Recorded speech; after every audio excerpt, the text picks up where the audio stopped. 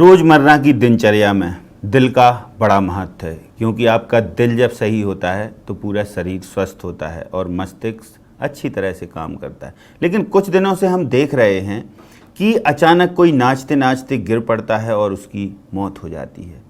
इसके अलावा कोई यदि किसी खुशी में शरीक होने गया है तो उसको भी अचानक दिल का दौरा पड़ रहा है। ऐसी घटनाएं आखिर क्यों हो रही हैं? क्या है इनके पीछे की वजह और कैसे इनसे पाएं निजात, या पहले से ऐसा क्या करें कि ऐसी स्थिति बने ही ना। हमारे साथ हैं प्रोफेसर रजनीश जोशी जी, जो एम्स भोपाल में पदस्थ हैं। उनसे ही समझेंगे, आज हमारे साथ मौजूद हैं। सर, बहुत स्वागत है आपका।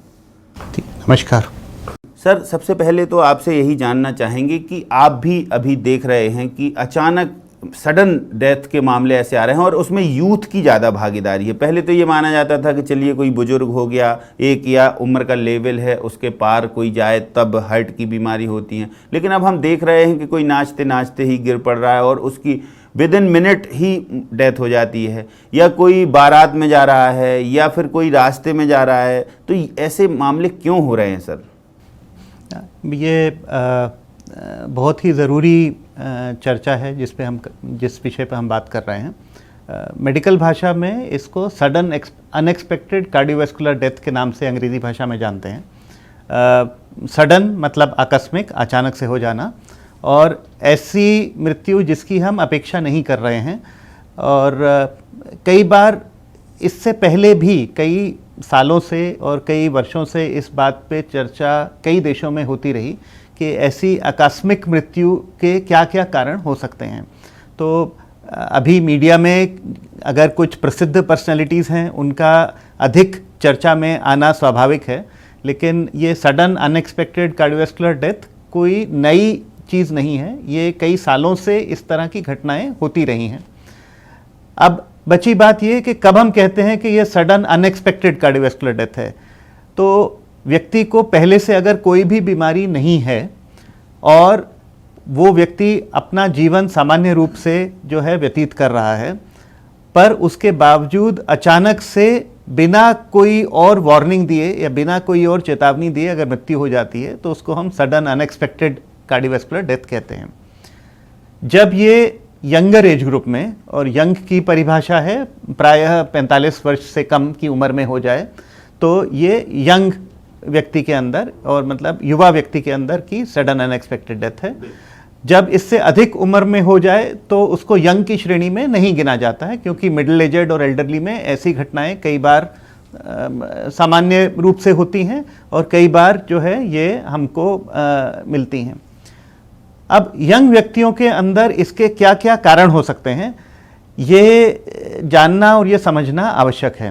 तो यंग जनरेशन जो है उसी में, जैसे कहते हैं एक पहले से ही एक मनोदशा है, या इसको मिथक कहें कि 45 से पहले एज तो यंगर्स होते हैं, वो कहते हैं हम ये भी कर लेंगे तो भी कुछ नहीं होगा, अगर हम ज़्यादा मेहनत कर लेंगे तो कुछ नहीं होगा। लेकिन ऐसे क्या एहतियात बरतें दिनचर्या में, चाहे वो यंग हो या बुजुर्ग, तो ज़्यादा फिर कॉन्शियस रहना पड़ेगा, लेकिन यंगस्टर के लिए क्या सलाह है?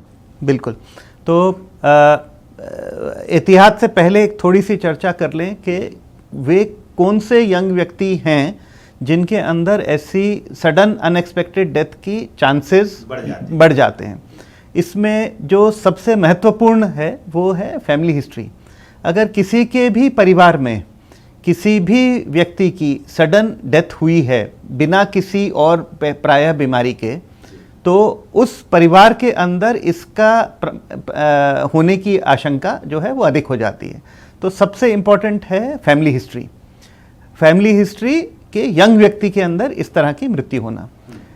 अब चूंकि इसको हम आज पूरी तरह से एक्सप्लेन नहीं कर पाते, फिर भी ऐसे परिवारों में जहाँ पर ऐसे इंस्टेंसेस हुए हैं उस परिवार के सभी लोगों को कुछ कॉमन प्रिकॉशंस लेने की आवश्यकता है। उसमें सबसे बड़ा प्रिकॉशन तो है कि बाकी जितनी भी चीज़ें हैं जो हार्ट की बीमारियों को बढ़ाती है, कम से कम इन व्यक्तियों में उन चीज़ों का हम प्रयोग या सेवन ना करें। सबसे बड़ा जो श्रेय है हार्ट की बीमारियों के बढ़ाने का वो तंबाकू और तंबाकू के प्रोडक्ट्स का है। तो बहुत ही स्ट्रिक्टली कोई भी व्यक्ति जो जिसमें संभावना अधिक है या जिन परिवारों में संभावना अधिक है सडन अनएक्सपेक्टेड डेथ की, और फॉर दैट मैटर उन सभी लोगों में जो यंग हैं, तंबाकू और तंबाकू के प्रोडक्ट्स नहीं सेवन करना चाहिए। और आज तंबाकू के साथ साथ कई और नशे वाली चीज़ों का भी प्रचलन होने लगा है, उसको भी नहीं करना चाहिए, क्योंकि कौन सा ऐसा पदार्थ किस प्रकार से रिएक्ट करता है इसका कहना मुश्किल होता है। तो सबसे बड़ा जो रोकथाम का के लिए जो चीज़ आवश्यक है वो है किसी भी प्रकार का नशा नहीं करें। तंबाकू का बिल्कुल नहीं करें, क्योंकि इसके लिए हमारे पास प्रमाण अधिक हैं, और बाकी भी कोई नशे की चीज़ का सेवन ना करें। ये एक मुख्य सबसे बड़ी बात हो गई। दूसरी सबसे बड़ी बात हुई जिसके कारण से ये सडन मृत्यु बढ़ रही हैं। सडन जब हार्ट रुक जाता है, उसका मेजर कारण होता है हार्ट को सप्लाई करने वाली ब्लड वेसल के अंदर रुकावट आ जाना। अब वो कई बार हमें तो लगता है कि ये सडनली आ गई, अचानक से आ गई, पर एक्चुअली वास्तव में वह अचानक से नहीं आई है। कई सालों के अंदर धीरे धीरे हमारी हार्ट की जो धमनियां हैं वो सिकुड़ने लग जाती हैं, उनके अंदर फ्लो कम हो जाने लग जाता है। अचानक से तब हमें पता चलता है जब वो पूरा बंद हो गया। तो ये फ्लो जो काफ़ी सालों से धीरे धीरे कम हो रहा है, इसमें एक मेजर जो कंट्रीब्यूशन है, योगदान है, वो है हमारी डाइट और फिजिकल एक्टिविटी का। अगर हाँ बिल्कुल, जिससे आपने धमनियों का जिक्र किया, तो हमें कैसे संकेत मिलेंगे सर कि हमारी धमनियां जो हैं वो बंद हो रही हैं धीरे धीरे? इसके संकेत भी तो, अलर्ट भी तो होता होगा। आपने कहा कि बड़ा लंबा समय लगता है, अचानक कुछ नहीं होता, लेकिन ये जो धमनियां हैं वो कैसे धीरे धीरे हमें अलर्ट करती हैं कि अब आप अलर्ट हो जाइए और जाइए डॉक्टर से, तो कम से कम सलाह लीजिए? तो अलर्ट का कुछ चीज़ें तो हमारे बचपन से शुरू हो जानी चाहिए।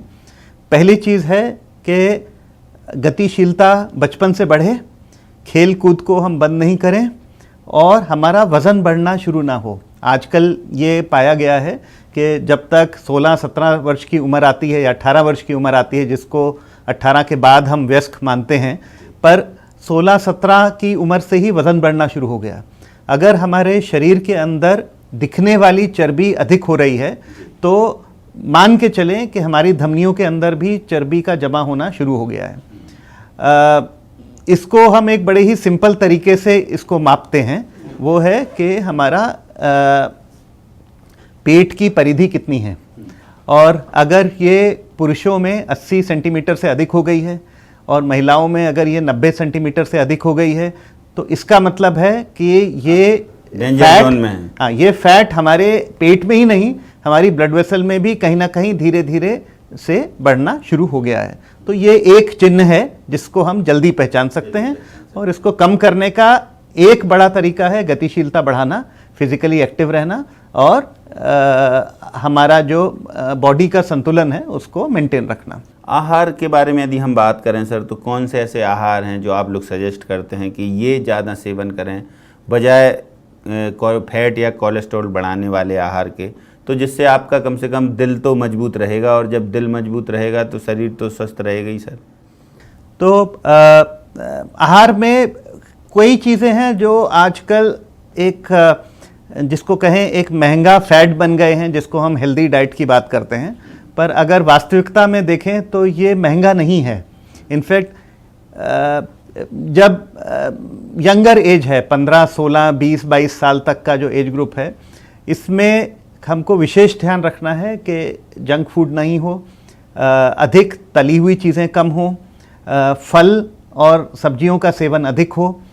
तो ये जो आहार की आदत हमको डालनी है, इसको कम उम्र से डालनी है। तो पहला एक मुख्य भाग है हरी सब्जियां, फल और ताज़ा सब्जियां और ताज़ा फल। दूसरा इसका बड़ा भाग है नमक की मात्रा का कम होना। अब हम कई बार पिछले कई सालों से हमेशा कहते आए हैं कि जो विदेशी जंक फूड है उनमें नमक की मात्रा अधिक होती है, पर अगर हम अपने ही प्रचलित खाद्य पदार्थों की तरफ ध्यान दें तो अचार में भी, पापड़ में भी, पूरी में भी, कचौड़ी में भी, समोसा में भी नमक की मात्रा अधिक होती है। तो अधिक नमक से बचें, क्योंकि अधिक नमक भी धमनियों को सिकुड़ने का काम करता है। तीसरा, जिसका सबसे अधिक महत्व पिछले ही कुछ सालों में पता चला, रिसर्च में सामने, हाँ, वो है कि जो मीठे शुगर से भरे हुए जो पेय पदार्थ हैं, बहुत सालों तक इस शुगर को थोड़ा दबा के रखा गया और कोल्ड ड्रिंक्स को और कोक को और इवन प्रोसेस्ड जूस को हम हेल्दी या अच्छा मानते रहे। पर अभी पिछले कुछ वर्षों में ये और उभर के आया है कि जो शुगर कंटेनिंग ड्रिंक्स हैं, जिसके अंदर हमारी ज़्यादातर सॉफ्ट ड्रिंक्स हैं, ये इसका जो है सेवन उसको कम करना चाहिए। और ये बचपन से ही शुरू होता है। ये भी हमारे जो ब्लड वेसल्स हैं, धमनियों हैं, उनके ऊपर से प्रतिकूल असर देता है। जी, खाने का बड़ा महत्व है या बहुत बड़ा रोल है यदि आप अपने दिल को स्वस्थ रखना चाहते हैं या हृदय को। एक और सर समस्या है आम लोगों में कि जैसे कहीं सीने में दर्द हुआ तो लोगों को ये गलतफहमी हो जाती है कि कहीं हार्ट अटैक तो नहीं आ रहा है, या फिर इसमें बहुत सारी ऐसी गलतफहमियां क्या हैं जो आपके पास तो पेशेंट कई आते होंगे, तो उनमें से ऐसे भी होते होंगे कि जिनको कुछ भी नहीं होता हो, उनको सीने में दर्द हुआ तो उन्होंने कहा कि पता चला आपने एक गैस्ट्रिक का वो दे दी टैबलेट, वो भी ठीक हो गए। तो ये गलतफहमियां क्या हैं दिल की बीमारी के बारे में, खासकर जो भ्रांतियां फैली हुई हैं? तो एक सबसे जो मूलभूत चीज़ जो समझ लेने के लिए आवश्यक है वो ये है कि अगर हमारा कई सालों से हम तंबाकू या नशे के कोई और अन्य पदार्थों का सेवन कर रहे हैं, हमारा वज़न सामान्य से अधिक है और हमारी गतिशीलता कम है, तो हार्ट की जो कोई भी लक्षण हो उनको हमें और ज़्यादा सीरियस लेना है। अगर कोई बहुत व्यक्ति जो बहुत अच्छा एथलेटिक है, स्पोर्ट्स कर रहा है, कोई नशे का सेवन नहीं करता है, तो उसके अंदर हृदय के संबंधित लक्षण होना इस बनस्पत उनके जिन लोगों के अंदर रिस्क फैक्टर्स अधिक हैं उनके अंदर लक्षण होना दो थोड़ी सी अलग बातें हो जाती हैं, चाहे वो लक्षण वैसे ही हों। दूसरी बात है कि किसी भी व्यक्ति में चलते समय छाती पर भारीपन महसूस होना एक बहुत बड़ा प्रमुख लक्षण है जो हमें एक अर्ली वार्निंग देता है। अब ये उस गतिशीलता को अगर हम ध्यान में रखें, ऐसी फिजिकल एक्टिविटी को जो हम सामान्य रूप से नहीं कर रहे हैं, जैसे एक उदाहरण के तौर पे कई बार लोगों को महसूस होता है कि हम ट्रेन पकड़ने स्टेशन पे गए और वहाँ पे सीढ़ियाँ चढ़ने लगे जहाँ पर अभी स्वचालित सीढ़ियाँ या लिफ्ट नहीं है, और 15-20 सीढ़ी चढ़ने पर छाती थोड़ी भारी लगने पड़ी। उस पर ध्यान ज़रूर दीजिए, क्योंकि इतना level of physical activity expected है कि हम आराम से कर पाएंगे। अब ऐसा भारीपन दो कारणों से हो सकता है। कहीं ना कहीं हमारे हृदय की ब्लड सप्लाई थोड़ी बाधित है, वो अटैक चाहे नहीं भी हो, पर ये एक शुरुआती लक्षण है। दूसरा, कभी कभी घर के अंदर ही हमने थोड़ा भारी काम किया जो हम आमतौर पे नहीं करते हैं, और उतने भारी काम से भी हमको काम को बीच में रोकना पड़ा, बैठना पड़ा, थोड़ी देर आराम करना पड़ा। मतलब कहीं ना कहीं हमारे हार्ट की ब्लड सप्लाई कम हो रही है। अब ये लक्षण कई बार बहुत ही महीन या बहुत ही सटल होते हैं, जिनको हम ध्यान नहीं देते, 2 मिनट बैठते हैं, फिर अपना काम दोबारा शुरू कर लेते हैं। पर अगर ऐसे लक्षण उस व्यक्ति में आ रहे हैं जिसके अंदर वैसे भी हृदय की धमनियों के सिकुड़न होने के चांसेस अधिक हैं, उसको और अधिक ध्यान रखना चाहिए और अपनी जीवन शैली को बदलना चाहिए, और उसके साथ ही साथ डॉक्टर से संपर्क। लक्षण तो आपने बता दिए सर, लेकिन प्रायः होता यह है कि जैसे किसी को ऐसे लक्षण या सिम्टम्स दिखे, वो अचानक उसका मेंटल लेवल है या उसके जो आजू बाजू इर्द गिर्द लोग रहते हैं उनका काम नहीं करता, तो ऐसे में क्या करना चाहिए सर? प्रायः ऐसा जो प्रिकॉशन इसको कहें कि या थोड़ा सा पहले कुछ ऐसा हो जाए कि जिससे कम से कम उसकी जान बच जाए, ऐसे कुछ उपाय हैं क्या, ऐसा कर सकते हैं क्या? पहली सबसे प्रमुख चीज़ तो है कि अगर हमारे को शुरुआती लक्षण भी हो रहे हैं तो हम कम से कम एक बार अपने हृदय का परीक्षण करा लें, ताकि उसके लिए हम बचाव की चीज़ों को और अच्छा कर सकें। इसमें कुछ चीज़ें तो जीवन शैली से संबंधित है जिनकी हम चर्चा कर चुके हैं। दूसरा, अगर ऐसे लक्षण उन लोगों में हो रहे हैं जिनके परिवारों में हृदयघात की संभावना अधिक है, तो उनको हम कई बार खून पतला करने की या एस्पिरिन की गोली एडवाइस करते हैं। ऐसे लक्षण अगर उन लोगों में हो रहे हैं जिनका ब्लड प्रेशर या रक्तचाप बढ़ा हुआ है या जिनका शुगर बढ़ा हुआ है, उनको हम किसी भी उम्र में खून पतला करने के लिए एस्पिरिन की गोली का सेवन करने के लिए कहते हैं। अगर उम्र अधिक हो गई है, 45 साल से अधिक हो गई है, तो वैसे ही हम रिस्क कैटेगरी में आ गए, तो तब हम और सचेत हो जाते हैं अपने हृदय को और बचा के रखने के लिए। यानी बढ़ती उम्र में तो ज़्यादा चेतावनी आपको मिलेगी और सचेत भी रहना पड़ेगा। लक्षण जिनको रहते हैं सर, वो कभी तनाव मुक्त होकर काम कर सकते, कैसे कर सकते हैं? अब इसको ये दुनिया भर के लिए ही एक बहुत ही महत्वपूर्ण विषय है कि ठीक है, हमें पता है कि हम रिस्क में हैं और हमें ये भी मालूम है कि हमको लक्षण हो रहे हैं और हमको काम भी करना है, तो हम ऐसा कैसे करें कि हम उसका मानसिक तनाव न लें पर अपने आप को बचा के भी रखें। तो पहली बात तो ये जानना और समझना बहुत ज़रूरी है कि ये सभी चीज़ें, हमारे जो हृदय की ब्लड सप्लाई कम हो रही है, ये एक रिवर्सिबल प्रोसेस है। इसको हम ठीक कर सकते हैं और इसको हम नियमित ला सकते हैं। तो पहला तो ये समझना है कि ऐसा नहीं है कि अब हम कुछ नहीं करेंगे तो ज़्यादा अच्छा होगा, इनफैक्ट हम कुछ और करेंगे तो बेटर होगा। दूसरा सबसे ज़रूरी बात यह है कि हमें एक्सरसाइज टॉलरेंस बढ़ाना है। धीरे धीरे हमें अपनी गतिशीलता बढ़ानी है, अपना वज़न कम करना है।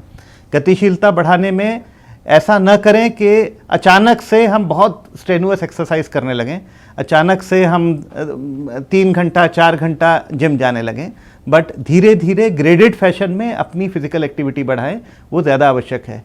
जो सडन अनएक्सपेक्टेड कार्डियक इवेंट्स हुए, उसमें से काफ़ी सारे कार्डियक इवेंट्स होते हैं जब व्यक्ति बहुत स्ट्रेनुअस एक्सरसाइज कर रहा होता है, मतलब उसका हृदय अभी उतनी एक्सरसाइज के लिए तैयार था नहीं, और हमने बहुत ज़्यादा जिम पे गए, ट्रेडमिल करने लगे, और कुछ ऐसे भी अभी हाल फिलहाल में भी ऐसे कई सुप्रसिद्ध व्यक्तियों में भी हुए कि ट्रेडमिल करते करते ही वो वहीं पर बेहोश हो गए, गिर गए। तो ध्यान ये रखें कि हृदय की अगर हमको ब्लड सप्लाई बढ़ानी है तो इसको ग्रेडेड फैशन में बढ़ाना है। पहले केवल तेज़ चलना शुरू करें। मान लीजिए हम 1 किलोमीटर का जो डिस्टेंस है वो 20 या 25 मिनट में पूरा कर रहे थे, तो अगले 1 हफ्ता लगाएं उसको तेज़ चल के हम वही जो डिस्टेंस है उसको हम अब 15 मिनट में कैसे पूरे करें, और केवल ब्रिस्क वॉकिंग से पहले शुरुआत करें। अपने हृदय को तैयार कर लें अधिक फिजिकल एक्टिविटी के लिए। सीधे ही बहुत ही महंगे एक्सपेंसिव जिम पे बहुत अधिक ट्रेडमिल करना ना शुरू कर दें। जल्दबाजी में थोड़ा सा दिक्कतें हो सकती हैं, क्योंकि यदि डॉक्टर सलाह दे रहे हैं और आपको पता है कि आप एट रिस्क हैं, तो फिर धीरे धीरे आगे बढ़िए, जल्दबाजी ना करें। तो हो सकता हो ऐसे में थोड़ा सा यदि दिमाग सही रहे, संतुलन में रहे, तो तनाव मुक्त काम किया जा सकता है, जैसे सर ने बताया। ये सर कैसे जानकारी लगती है कि अब आपका हार्ट जो है वो फेल हो रहा है? कभी कभी ऐसा होता है कि आँखें भारी हो जाती हैं, कभी ऐसा होता है कि बिल्कुल आपका दिमाग काम नहीं करता है, कभी शरीर पूरा ऐसा बिल्कुल हो जाता है कि शून्य स्थिति में आ जाता है। तो इसके एक थोड़ा सा यदि कोई झटका लगे तो आदमी रेस्ट भी कर लेता है, लेकिन एक थोड़ा ज़्यादा लंबा झटका लग जाए तो फिर सर फिर क्या उम्मीदें हैं कि कुछ बचाव हो सकते हैं? सही समय पर कहाँ जाना चाहिए और कि पहले क्या ऐसा करना चाहिए कि जिससे ठीक हो जाए, थोड़ा सा रिलैक्स मिले? नहीं, बिल्कुल सही। अभी तक हमने 2 चीज़ों की बात की, उस 2 चीज़ों में थोड़ा सा फ़र्क है, ये समझना शुरू कर लें। एक जिसको हम हृदय घात या हार्ट अटैक बोलते हैं, ये एक एक्यूट अचानक से आने वाली स्थिति है जिसमें हृदय को ब्लड सप्लाई करने वाली धमनियाँ अचानक से रुकावट दे देती हैं।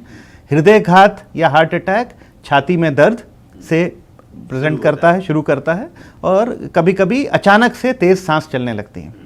इसके बनिस्बत एक दूसरा शब्द आपने इस्तेमाल किया जो है हार्ट फेलियर। हार्ट फेलियर एक थोड़ी सी अलग स्थिति है। हार्ट फेलियर में भी हृदय काम करना कम करता है, पर ये हृदय का जो काम करना कम है ये धीरे धीरे उस गिरती हुई स्थिति तक पहुंचता है। तो हार्ट फेलियर एक क्रॉनिक या एक स्लो प्रोसेस है। हार्ट फेलियर की शुरुआती लक्षण हैं कि अगर हम पहले 1 किलोमीटर बिना कोई दिक्कत के चल सकते थे, अब वो चलने का जो डिस्टेंस है वो अब 1 किलोमीटर से कम होके मान लो 800 मीटर रह गया या 500 मीटर रह गया। पहले जो हम 5 सीढ़ी आराम से चल लेते थे, अब ऐसा लग रहा है कि 2 सीढ़ी के बाद रुकना पड़ रहा है। तो सबसे पहला लक्षण है कि हमारा फिजिकल एक्टिविटी की कैपेसिटी कम हो जाना, स्टैमिना कम हो जाता है यदि हमें ऐसा हाँ बिल्कुल। एक दूसरा इसका लक्षण है जो ध्यान में रखना चाहिए, वो है पाँव में हल्की हल्की सूजन आने लगना। अगर पाँव में सूजन आने लगती है तो ये एक इंडिकेटर है कि कहीं ना कहीं हार्ट हमारा उतना अच्छा पंपिंग एक्शन नहीं कर रहा है। तीसरा उसके बाद के जो लक्षण हैं वो हैं कि जब धीरे धीरे सांस फूलने का प्रमाण अगर हमारी सामान्य एक्टिविटी पे भी होने लगे, मान लीजिए घर के अंदर ही हम अभी चल रहे हैं या खाना पका रहे हैं या फिर हम शौच को जा रहे हैं, ऐसी सामान्य जो एक्टिविटीज़ हैं उसमें भी अगर हमारा सांस फूलने लगे तो इसका मतलब ये हार्ट फेलियर थोड़ा एडवांस हो गया है। जिन लोगों में हार्ट अटैक या हृदय घात हुआ है उनमें हार्ट फेलियर होने का प्रमाण या उनमें शंका बढ़ जाती है। और इनकी शंकाएं जो है ना और ज़्यादा पनपें या और ज़्यादा मूर्त रूप ले पाएँ, कुछ हानि हो, इससे पहले डॉक्टर को दिखाएं, यही सलाह शायद आपकी हो। एक है कि पहले तो अपने लक्षणों को पहचानें, दूसरा अपनी जो जीवन शैली है उसमें सकारात्मक परिवर्तन करें, तीसरा तंबाकू का सेवन और किसी भी प्रकार के नशे का अच्छा, सेवन बच्चों में यदि हम लक्षण की बात करें, ये तो हमारा यंग एज की हो गए, सीनियर इससे ज़्यादा यदि 45 से अबव हो जाते हैं तब तो आपने बोल ही दिया है कि इनको तो इतनी रिस्क है कि इनको तो पूरा अपना फिजिकल वो करवाना ही चाहिए, चाहे जैसा भी हेल्थ चेकअप आपका होता रहे तो ठीक है, एक रहेगा, एक मेंटेन रहेगा आपका लेवल। लेकिन बच्चों में सर कैसे पता करें, क्योंकि बच्चों में भी ये डिसीज देखी जा रही है? आमतौर पे छोटे बच्चों में जो हृदय की बीमारियां जिस प्रकार की होती हैं वे बड़े व्यक्तियों से काफ़ी अलग होती हैं। एक तो बड़ा प्रमाण बच्चों के अंदर जो हृदय की बीमारियों का वो है कंजेनाइटल हार्ट डिजीज़, या हार्ट की बनावट में ही कुछ ऐसी चेंजेस थे जो हमें या तो बचपन में या छोटेपन में ध्यान में नहीं आए और समझ नहीं आए, और जब तक उम्र 12-13 साल 14 साल की हुई तो फिर ये पहचान में आने लगे। इसको जानने का तो सबसे सरल तरीका यही है, बच्चों के अंदर हम और अधिक एक्टिविटी लेवल एक्सपेक्ट करते हैं, पर मान लीजिए कोई बच्चा खेलने नहीं जा रहा है या बाकी बच्चों के जितना फिजिकली एक्टिव नहीं हो पा रहा है, ऐसे बच्चों को हम जल्दी पहचानें।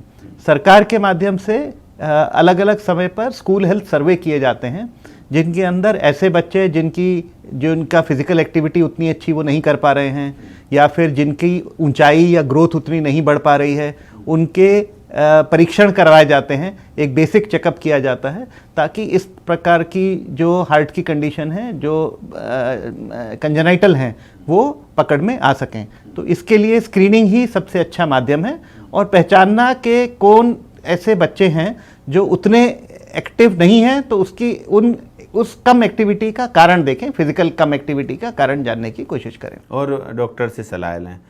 एक बात और है सर, ऐसे भी प्राय देखा गया, जैसे आपने कहा सडन डेथ, तो वो तो चलते फिरते आदमी गिर गया वो ठीक है, नाचते हुए गिर गया वो ठीक है, ट्रेडमिल करते हुए गिर गया वो ठीक है, वो उधर उसकी डेथ हो गई। लेकिन यहाँ एक और दिक्कत हमने देखी है पेशेंटों में, यह बहुत सारे मामले हमारे पास भी ऐसे आते हैं, कोई रात में सोया और वो सोता ही रह गया, पता चला जब उसका पीएम हुआ तो उसका हार्ट फेल हो गया। ऐसा क्यों होता है सर?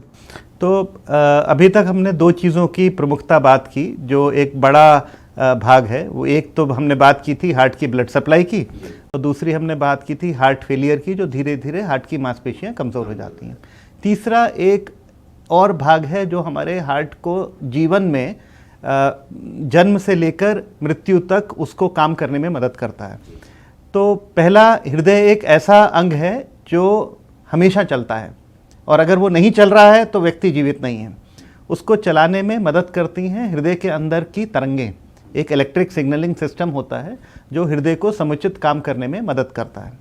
ये इलेक्ट्रिक सिग्नल कैसे उत्पन्न हो रहा है, इस पे लोगों ने खूब शोध किए। तो ये एक ऑटोमेटिक सिग्नलिंग और इलेक्ट्रिकल सिस्टम एक जनरेट होता है। कभी कभी ये जो हमारी हृदय की तरंगें हैं वो अचानक से एबनॉर्मल हो जाती हैं, जिसको हम मेडिकल भाषा में रिदम डिसऑर्डर या एरिथमिया या हार्ट ब्लॉक कहते हैं, जिसमें वो एक इलेक्ट्रिकल एक्टिविटी अचानक से रुक गई।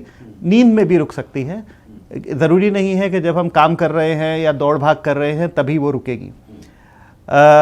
ऐसी तरंगे एबनॉर्मल कब हुई, इसके भी हमको कभी कभी कुछ शुरुआती लक्षण मिल जाते हैं, जैसे अचानक से हृदय की धड़कन बैठे बैठे बिना कारण के बढ़ने लगना, या अचानक से चक्कर आ जाना या गिर जाना, वो एक कुछ शुरुआती लक्षण हो सकते हैं जो बताते हैं कि हमारा हार्ट का जो इलेक्ट्रिक सिस्टम है उतना अच्छा काम नहीं कर रहा है।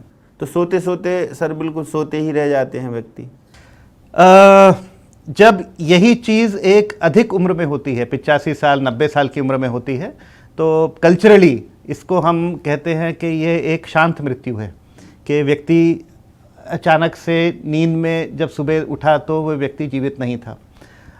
ऑब्वियसली जब यही चीज़ एक कम उम्र में होती है तो हमको अच्छा नहीं लगता है, लेकिन दोनों चीज़ों में प्रोसेस, बेसिक मूलभूत प्रोसेस यही है। ये एरिथमियाज के कारण होता है। हृदय की जो इलेक्ट्रिक तरंगे हैं वो कभी कभी अचानक से जिस तरह से इलेक्ट्रिकल एक्टिविटी होनी चाहिए वैसी नहीं होती। इसमें हृदय को बचा लेने का एक्चुअली समय बहुत कम होता है।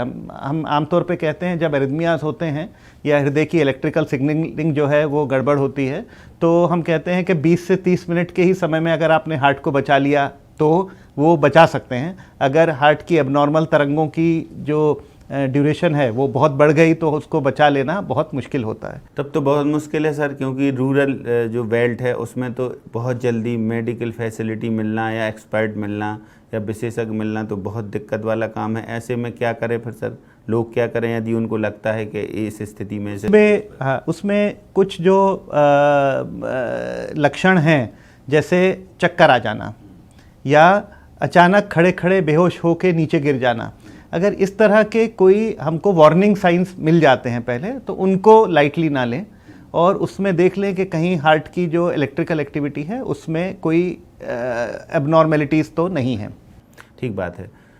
अब सर जैसे बच्चों की बात की, युवाओं की बात की या वयस्कों की बात की और थोड़ा सा और ओल्ड एज की बात की, इनमें कब कब सर ये सलाह भी हमारे दर्शक जानना चाहेंगे कि कब कब हम मेडिकल विशेषज्ञ से या कब कब हम ऐसे इन्वेस्टिगेशन कराएं जिससे हम पहले से अलर्ट रहें कि अब हमारा सिस्टम, जो बॉडी का पूरा सिस्टम है वो हृदय प्रॉपर काम कर रहा है या दिल पूरे अच्छे तरह से काम कर रहा है, इसलिए हमें अब ज़्यादा तनाव लेने की ज़रूरत। और हृदय यदि जैसे धमनियाँ यदि काम नहीं करती और दिल का जो लक्षण है वो यदि दिखते हैं तो बाकी के कौन कौन से ऑर्गन हैं वो डैमेज होते हैं? ठीक, देखिए, एक ये सत्य है कि हेल्थ जो स्वास्थ्य है वो ज़्यादा कॉमन इवेंट है और बीमारी या जो डिजीज़ है वो एक अनकॉमन इवेंट है। तो अधिक से अधिक लोग स्वस्थ रहते हैं और लक्षण रहित रहते हैं। अगर कुछ लक्षण हैं जैसे कि छाती में दर्द होना, चलने पर उतना तेज़ी से या उतना काम न कर पाना जिसकी हमें पहले से आदत थी, तीसरा पाँव में सूजन आ जाना, थोड़ा ही काम करने पे सांस फूलने लगना, आँखों के आगे अंधेरा आ जाना, बेहोशी आ जाना, ये कुछ 5 ऐसे प्रमुख लक्षण हैं। जब ऐसे लक्षण होते हैं तो हमें मेडिकली संपर्क करना चाहिए जानने के लिए ये क्यों हो रहे हैं। इसके अलावा 2 चीज़ें और हैं जो अब पूरे देश में और पूरे विश्व में इसको मान लिया गया है कि 30 साल से अधिक उम्र में हर व्यक्ति को हर साल अपना ब्लड प्रेशर मपवा लेना चाहिए। और अब भारत सरकार ने भी लॉन्च किया है कि यूनिवर्सली हर व्यक्ति को हर साल एक बार अपना शुगर मपवा लेना चाहिए। ये 2 ऐसी चीज़ें हैं जिनमें लक्षण ना हो, पर अगर ये आंकड़े, ब्लड प्रेशर का आंकड़ा अधिक आ रहा है और शुगर का आंकड़ा अधिक आ रहा है तो हमको इन चीज़ों को भी व्यवस्थित करना है। ये भी हमें हृदय से के जो रोग हैं उनसे और इवन सडन कार्डियक डेथ से बचा के रखेंगी। चलिए डॉक्टर साहब, आपने हमारे लिए बहुत समय निकाला, बहुत बहुत शुक्रिया। और कुछ ऐसा कि हम आपसे ना पूछ पाए हों, आप हमारे दर्शकों को कुछ सलाह देना चाहें कि अलर्ट रहें? भाई स्वास्थ्य के प्रति तो आपने सचेत कर ही दिया है, और कुछ जो हम ना पूछ पाए हों आपसे? मेरा सबसे कहना है कि सजग रहना जो है वो आवश्यक है और अपने स्वास्थ्य के प्रति सजग रहना बहुत ही अधिक आवश्यक है। इसमें सबसे बड़ा जो योगदान है खुद को स्वस्थ रखने में वो है कि चीज़ों को इग्नोर ना करें, एक, और दूसरा बहुत ज़्यादा ऐसी नई नई चीज़ों से और नए नए पदार्थों से प्रयोग ना करें जो बहुत कम उम्र में हमें असर करने लगती हैं और फिर उसका असर शरीर में बहुत लंबा रहता है। तो अपने को स्वस्थ रखें, नेचर के जितना पास रखेंगे उतना अच्छा रहेगा। बिल्कुल, प्रकृति के पास रहें, चलते रहें, घूमते रहें, फिरते रहें, खेल कूद में रहें, यही डॉक्टर साहब की सलाह है। तो हमारे साथ आज देखिए हमने आपकी मुलाकात करवाई प्रोफेसर डॉक्टर रजनीश जोशी जी से, एम्स में हैं, और उन्होंने सब बिंदुओं पर बड़ी बेबाकी से हम कहें या सलाह पूर्वक कहें आपको बताया कि आप अपने दिल को यदि स्वस्थ रखना चाहते हो तो क्या कुछ आपको करना चाहिए। लापरवाही तो बिल्कुल ना बरतें, क्योंकि थोड़ी सी लापरवाही आपकी जान पर भारी पड़ सकती है। आज हमारे इस खास कार्यक्रम में इतना ही। मुझे दीजिए इजाज़त। नमस्कार।